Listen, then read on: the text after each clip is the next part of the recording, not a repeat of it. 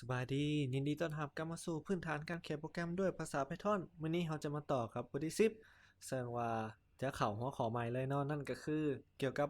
loop เนาะแล้ว loop เป็นหยัง loop ก็คือการเฮ็ดเวียกวนไปเรื่อยๆจนกว่าจะถึงจุดที่เรากำหนดเนาะซึ่งว่าการที่เราจะใส่ loop ได้นั้นเราต้องมีคำสั่งsend เนาะ send for แล้วก็ while เนาะซึ่งในบทนี้เขาจะเว้าเกี่ยวกับคำสั่ง for เนาะฉะนั้นอ่า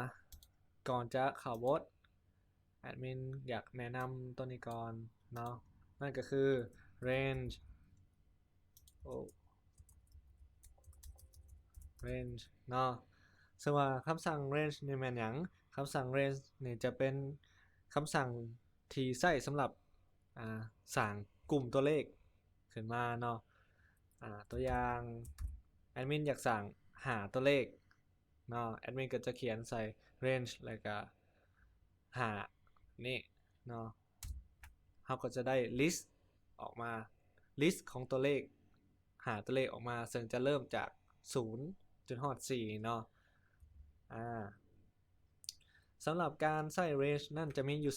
2แบบเนาะก็คือแบบทำ if ก็คือแบบนี้กำหนด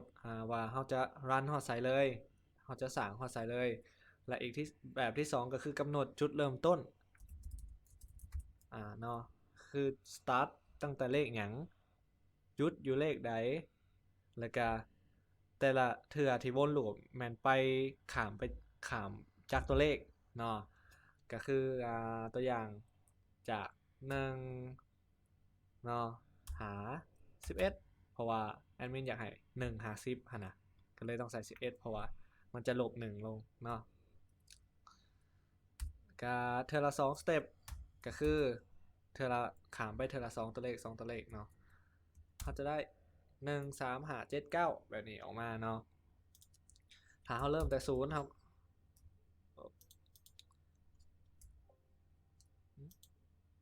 ถ้าเขาเริ่มจากเป็นยังโอ้ลืมเริ่มจากศูนย์เทื่อละ2สเต็ปเขาก็จะได้2 4 6 8 10แบบนี้เนาะอันนี้เป็นคอนเซปต์ของ range เนาะซึ่งเขาจะเอามาใส่ประโยชน์กับ for loop เนาะซึ่งการที่เขาจะใส่ for loop ใน Python เขาต้องใส่คำสั่ง for แม่นบ่แล้วก็ตามด้วยตัวเปลี่ยนเนาะซึ่งปกติทั่วไปที่เขาเฮียนก็คือเขาจะใส่ i j x y หรือว่าใส่ตัวอื่นๆก็ได้เนาะแต่ว่ามาตรฐานของเขาที่ส่วนหลายนิยมใส่ก็คือจะใส่ i in เนาะแล้วก็ object object ต่อไปก็คือ list หั่นแหละเนาะคือ list หรือว่า tuple เนาะประมาณนี้ list เขาก็ใส่ range เข้าไปเลยอยากให้มันลูปหาเถื่ออยากให้มันแลนหาเถื่ออยู่ในลูปเนาะให้มันปริ้นอย่างเนาะออกมาอยากให้มันปริ้นออกมาหาเถื่อก็จะเขียนแบบนี้ for ตัวเปลี่ยนแล้วก็ range หาเนาะปุ๊บออกมา1 2 3 4 5เนาะหาตัวแล้วแต่ราคาแล้ว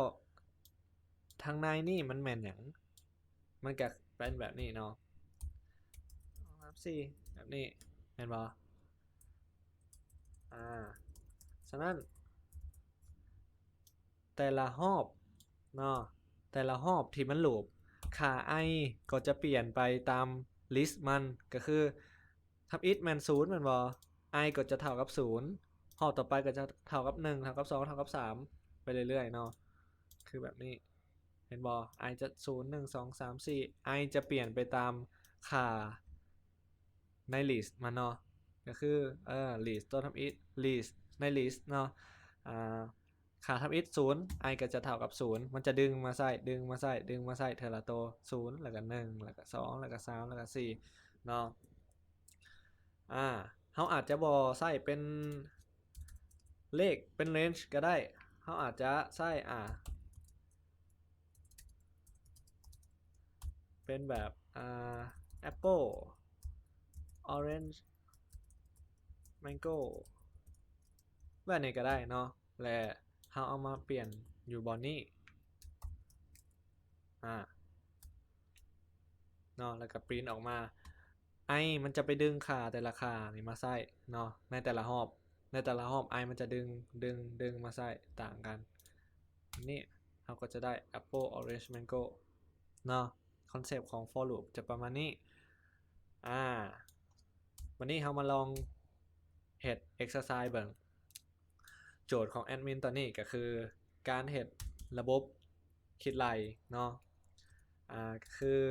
แต่ละรอบจะเก็บค่าบวกต่อไปเรื่อยๆเนาะก็คือรอบทับอิฐ0 บวก 0 เท่ากับ 0รอบที่ 2 0 บวก 1 เท่ากับ 1 แล้วก็รอบที่ 3ก็เก็บไปเรื่อยๆเนาะตัวอย่างแอดมินจะเขียนให้เบิ่งเนาะโจทย์ข้อนี้คือต้องมีตัวเปลี่ยนที่เก็บค่าบวกค่าสุดท้ายไว้ตลอดเนาะคือซ้ำนี่ประกาศซ้ำเท่ากับ 0 เนาะแล้วก็ for แอดมินจะใส่ i แล้วก็บอกตั้งแต่เลข 0 หา 10 เนาะแต่ละรอบมันจะเก็บค่าบวก1 บวก 1 1 บวก 2 1 บวก 1 ได้ 2 2 บวก 3 เป็น 5อย่างแบบนี้เนาะfor I in range 0 หาข้อ11เนาะเพราะว่าอยากได้0 หา 10เนาะฉะนั้นเราจะใส่11เข้าไปในนี้แล้วก็3เท่ากับ3 บวก i ปริ้น3ออกมาให้เบิ่ง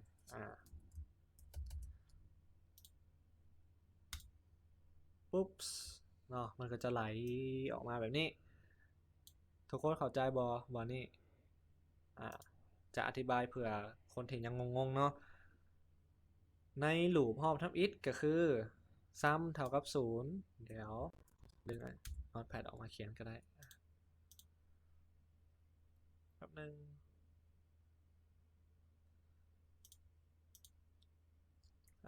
เนาะสำหรับเอาใหญ่กว่านี้สำหรับลูปรอบทับอิฐเนาะก็คือเรามีซ้ำเท่ากับ0แม่นบอแล้ว i รอบทับอิฐก็เท่ากับ0เนาะแม่นบอรอบทับอิฐก็เท่ากับ0รอบที่1ใหญ่พอเลยโอเคประมาณนี้รอบทับอิฐเนาะซ้ำเท่ากับ0แม่นบอแล้วก็ i ตัวทับอิฐก็เท่ากับ0จาก range แม่น0เนาะนั่นซ้ำเท่ากับ3 บวก i เท่ากับ0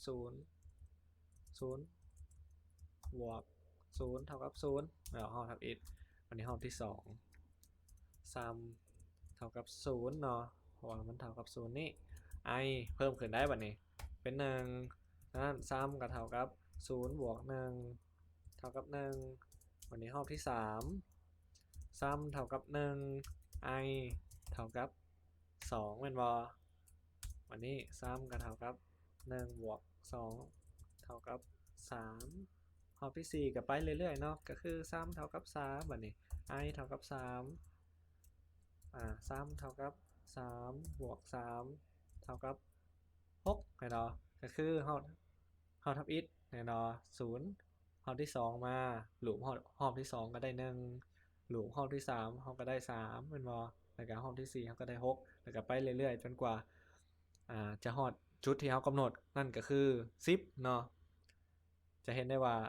บวก10เติมเข้ามาเห็นบ่45แล้วก็55เลยเห็นบ่สำหรับคอนเซปต์ของลูปก็จะประมาณนี้เนาะหวังว่าทุกคนจะเข้าใจ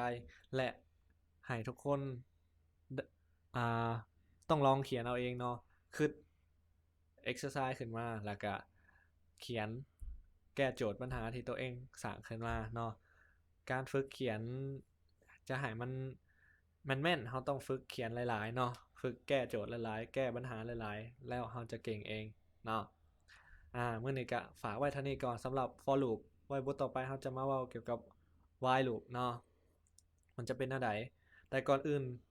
ก่อนจะเข้า while ให้ทุกคนพยายามทำความเข้าใจกับ for ให้เคลียร์แจ้งๆเนาะแล้วจึงไปเข้า while loop จึงบ่มีปัญหาเนาะก็ขอฝากไว้เท่านี้หวังว่าทุกคนจะยังติดตามแล้วก็ถ้ามีบ่อนใดบ่เข้าใจสามารถคอมเมนต์ได้แล้วก็ติดตามกันได้ที่เพจ Loud Hacker เนาะแอดมินจะพยายามอัปเดตให้ไวๆสำหรับมื้อนี้ก็ขอจบเพียงเท่านี้เนาะไปแล้ว